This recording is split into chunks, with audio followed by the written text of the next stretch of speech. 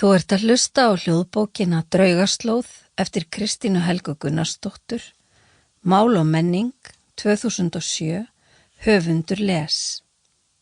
Sérstakar þakkir fá allir þeir draugar sem halda til á Kili fyrir að gera magnað landslag enn áhrifameira með nærverunni einni saman. Og Sigurður og Guðmundur, landverðir á Hveravöllum, Ólafur girðingamaður, Jón Arnar, aðstoðargirðingamaður og Tíkin Loppa fyrir hlýlegt viðmót, ómetanlega aðstoð og höfðinglega gestristni.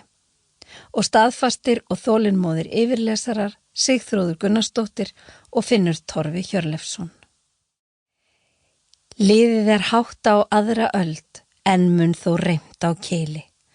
Þar sem í snjónum bræðra beið, beisklegur aldur tili.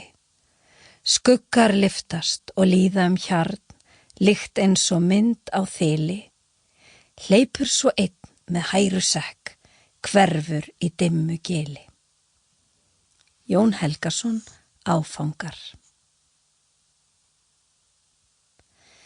Þjófar að nóttu. Í gömlum bústað við Elliðavatn voru húsráðendur sofandi. Vornóttin var björt. Á bedda við hlið skrifborðs í litlu stofunni svaf svarthærður strákur óværum svefni.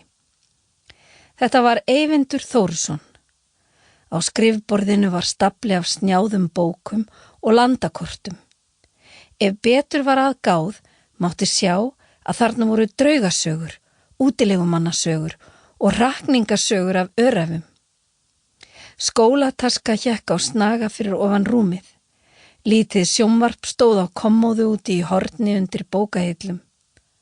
Andspænis sofandi stráknum lágu 2 feitir kettir á eldhúsborði og þvoðu hvor öðrum letilega. Kerlingalegar hrotur bárust úr skoti sem var lokað með hvítu blúndutjaldi.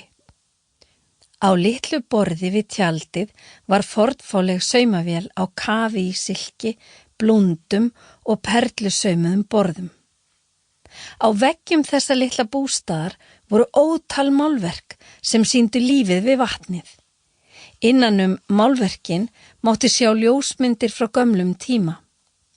Þarna var ljósmynd af ungum bónda á hestbaki, önnur mynd af konu við gamlan villisjeppa, litmynd af bláhærðri stelpu með nælu í vör og svartan varalit og lítil mynd af sömu stúlku ögn eldri en með ljóst hár og smábarn á handlegg. Sample complete. Ready to continue?